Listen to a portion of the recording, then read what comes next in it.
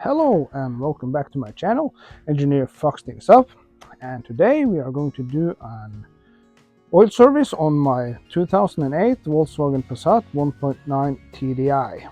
So we got some tools here that we're going to use. We have a bucket for the oil, we have a torque wrench when we are going to torque both the filter cup and the drain plug, and also some bits and bobs that we need to do this job. And of course we have the oil and filter. So first we start with raising the car so we can get access to remove the cover that is underneath the engine.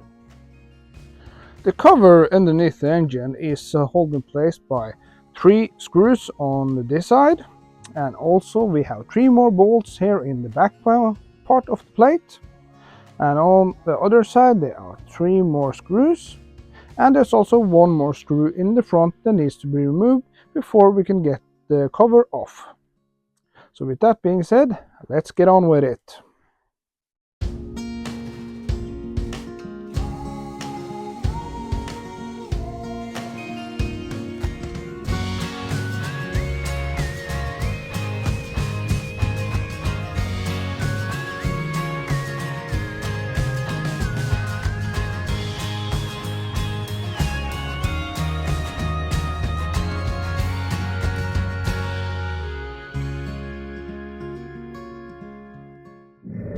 Now here is the drain plug, and we're going to use a 19mm socket to remove it.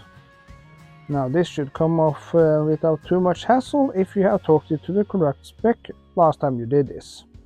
Now you actually see that I'm going to spill a little bit because the angle for me was no good when removing the bolt, but trying to get the camera angle so you can see what's going on. So that is the drain plug out, and we're going to drain the oil. Before I did the oil change, I was doing some errands in the car, so the oil is nice and hot and will drain easily. After the oil has drained completely out, I insert the drain plug again. And we're going to torque this to 25 Nm using a torque wrench. And now it's time to put the cover back on.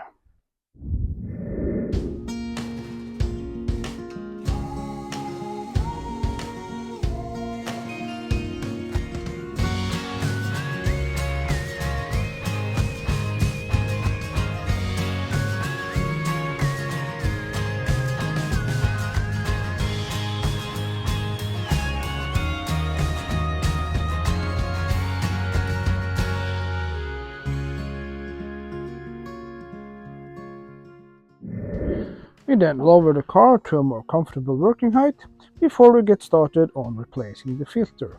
The filter is located here in the front, and first we have to remove these plastic covers to gain access to it. Start by removing them, and then we'll move on with the filter. I really like the placement of the oil filter housing on these engines because it's very accessible and it's easy to replace the filter. So it saves a lot of time when doing oil services.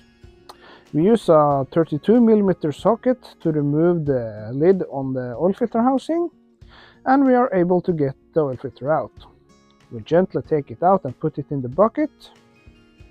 The oil filter itself is attached to the cap of the oil filter housing, so it's just to pull that off, and we clean it a little bit, and we are going to replace the old O-ring with a new one because it comes with the kit.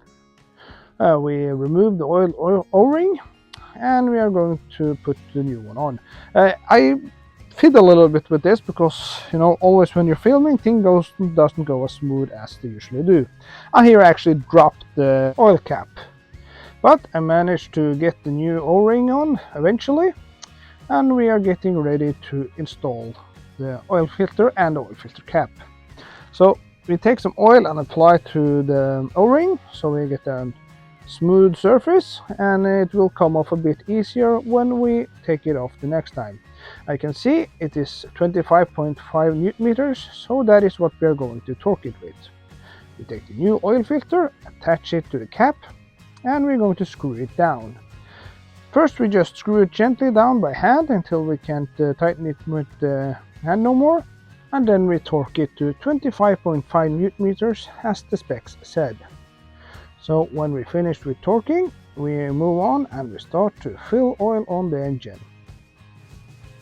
Now it is time to start filling the oil. The oil volume of this engine, I'm not really sure, because some sources say 3.6, 3.7 and even some say 3.9.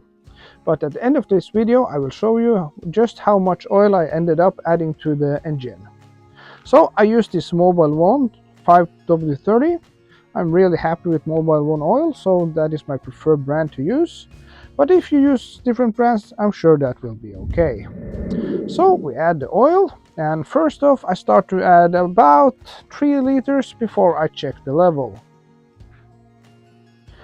And we start to check it, and I can now see that this oil is showing on the dipstick. So we're in the ballpark. I always check twice just to make sure that my read is correctly. I add a little bit more oil to get the level up to where I want it. Always I want to be at as close as maximum the first time I start up, because some oil will go into the filter. So therefore I will try to top it up so near as max as possible before starting the engine. And you can see I always double check and triple check the level, because I want to make sure that I have the correct level before I start. And you can see now it is about 3.2 liters, I think.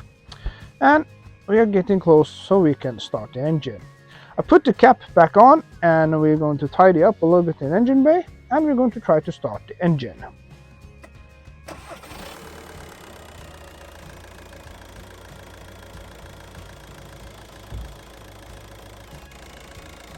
I check visually for leaks, but I also ran my hand around the filter just to see if there's any oil, but as you can see here, it's completely dry, so it was a success.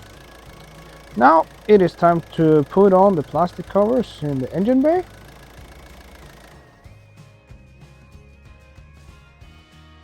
Start by putting the middle cover back on first, and before we can put the other cover on, we have to take the dipstick and turn it, because the cover won't go back on when the ring is the other way. Now then we have that back on, I will just tidy up a little bit, and I am going to show you now just how much oil I ended up putting in the car. Because after the car had been sitting for a while, I checked the oil level again, and I only needed to add a little bit more. So you can see here that I wound up about 3.7, I think. So that is how much oil I used in my engine, 3.7 liters. So yeah, I am Engineer Fucks Things Up. If you like what you see, like and subscribe to my channel. If you have any hints or tips, leave a comment down below, and hopefully I will be seeing you guys in the next one.